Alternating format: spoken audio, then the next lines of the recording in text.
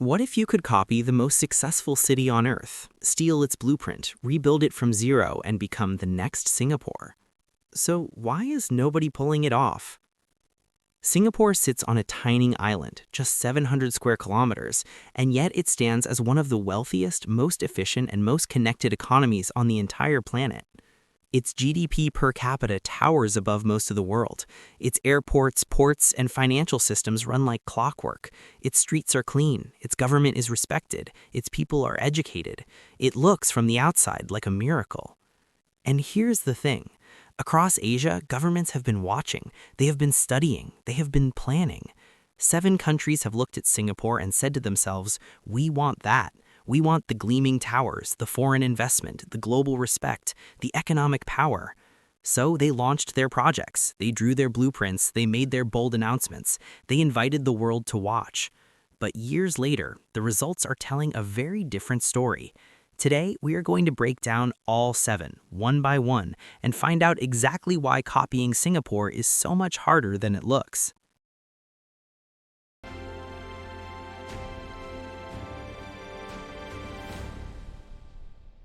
Number 1, Malaysia. Malaysia was one of the first to try. Back in the 1990s, Prime Minister Mahathir Mohamad had a grand vision. He would build 2 brand new cities, Putrajaya as the administrative capital and Cyberjaya as a technology hub, both carved out of palm oil plantations south of Kuala Lumpur. The plan was crystal clear. Move the government out of congested KL, attract global tech companies, and create a Silicon Valley of Southeast Asia. On paper, it sounded powerful. On the ground, the results were mixed at best. Putrajaya was completed and functions as a government center, yes, but it feels more like a ghost town than a buzzing capital. The streets are wide, the buildings are grand, but the human energy that makes a city alive is simply missing. Cyberjaya attracted some companies, but never became the tech giant it promised to be. The talent stayed in Kuala Lumpur. The startups went to Singapore instead. What Malaysia missed was this. Singapore's success was not just about buildings or policy zones. It was about trust, rule of law, and decades of consistency. You cannot build that in a decade. You cannot design it on a map.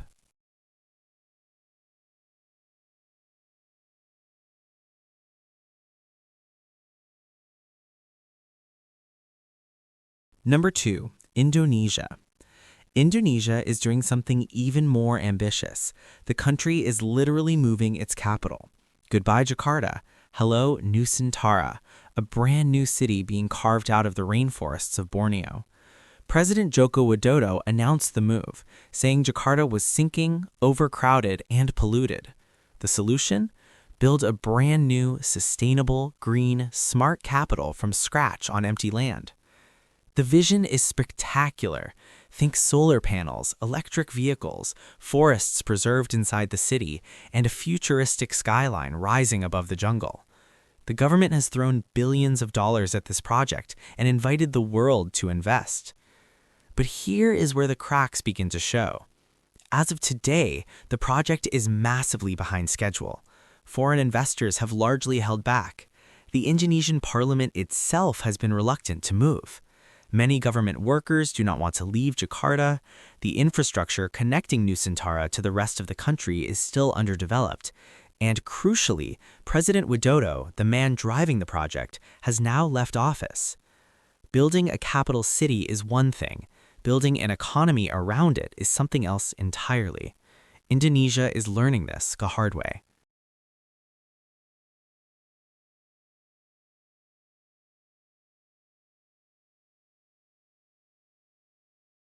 Number 3, China. China does not do things small. When China decided it wanted its own Singapores, it did not build one, it tried to build hundreds.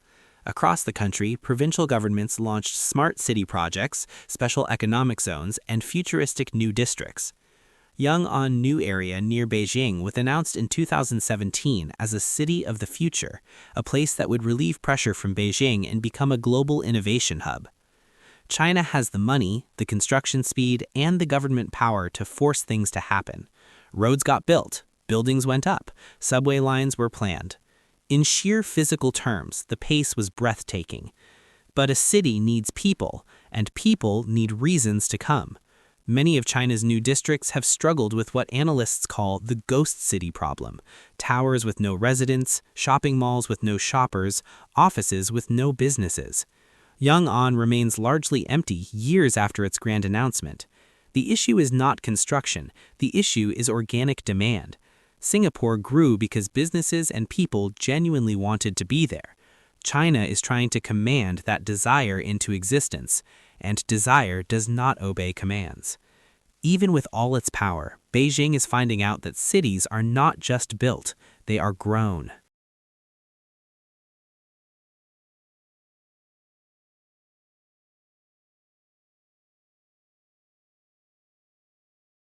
Number 4. India. India has been dreaming of a financial hub to rival Singapore and Hong Kong for many years.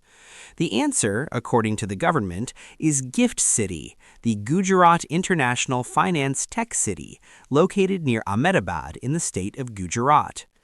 Gift City is designed as a special economic zone with its own rules, its own tax incentives, and its own financial regulations, all built to attract global banks, insurance companies, and asset managers. The ambition is serious and the political backing is strong. Gift City had the personal support of Narendra Modi even before he became prime minister. Towers have been built, regulations have been written, some financial institutions have opened offices. But here is the honest picture. Singapore handles trillions of dollars in financial flows every single year. Gift City is still a fraction of that. The ecosystem, the lawyers, the accountants, the fund managers, the support services, takes generations to develop. India also still carries the weight of bureaucratic complexity in its broader economy, and global investors know it. Gift City is a genuine effort and more promising than many on this list. But promising and delivered are two very different things. The gap between those two words is where the real story lives. Number 5. Myanmar. Myanmar's story is perhaps the most dramatic on this entire list. In 2005, the military government made a sudden, secretive decision. The capital was moving. Almost overnight, hundreds of thousands of civil servants were ordered to relocate to Naypyidaw, a brand new city built in the middle of nowhere in central Myanmar. Unlike Singapore's methodical, transparent, business-friendly development, Naypyidaw was built by a military junta with no public input, no foreign investment framework, and no democratic process. The result is one of the strangest capitals on Earth. Enormous highways stretch for kilometers with almost no cars. Government ministries sit in vast compounds separated by miles of empty land. Hotels built for diplomats and conferences sit mostly vacant. There was never a real economic vision behind Naypyidaw. It was a political and security decision disguised as urban planning. The military wanted a capital that was distant from Yangon's restless population and harder for enemies to reach. Today, after the military coup of 2021, Myanmar is in deep crisis. Naypyidaw stands as a monument not to ambition, but to what happens when power is divorced from accountability. It is the anti-Singapore in every meaningful way. Number 6. Vietnam. Vietnam is one of Asia's most exciting growth stories, and the country has been quietly ambitious about building smart cities and industrial hubs. Binh Duong province, just north of Ho Chi Minh City, partnered with international planners to create what it called a smart city model, with zones designed for manufacturing, technology, and innovation. Da Nang, on the Central Coast, has been positioning itself as a regional tech and startup hub. Vietnam's approach has been more grounded than some others on this list. Rather than trying to conjure a financial center from thin air, it has played to its genuine strengths: a young population, a competitive manufacturing base, and a government that has been relatively open to foreign investment. But the Singapore comparison still does not hold up under pressure. Vietnam continues to deal with inconsistent rule of law, corruption concerns, and infrastructure gaps that slow down the kind of deep, trusted business relationships that Singapore has built over 60 years. Vietnam is rising, genuinely rising, but rising and replicating are not the same thing. Its cities are developing their own identity, not a Singapore copy, and perhaps that is actually the smarter path forward. Identity beats imitation every single time.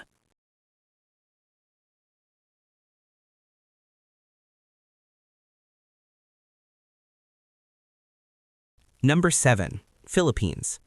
The Philippines rounds out our list with New Clark City, an ambitious urban development project being built in Tarlac Province, about 100 kilometers north of Manila. The project is backed by the government's Bases Conversion and Development Authority and covers more than 9,000 hectares of former military land.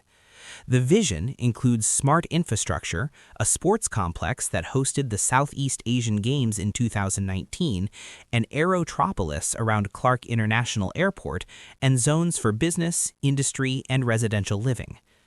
The Philippines has genuine reasons to need this. Manila is one of the most congested and disaster-vulnerable capitals in the world. Spreading economic activity northward makes strategic sense, but execution has been painfully slow. Private investors have been cautious. The political environment in the Philippines changes dramatically with each presidential administration, and long-term infrastructure projects suffer as a result. Continuity of vision, one of Singapore's greatest secret weapons, is hard to guarantee in a democracy where policy swings every 6 years. New Clark City is a real place, with real construction happening. But real construction and real economic transformation are two completely different milestones. The Philippines is still searching for the bridge between the two.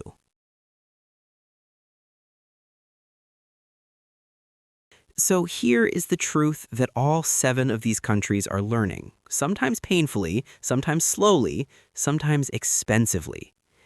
Singapore was not built by a blueprint, it was built by decisions.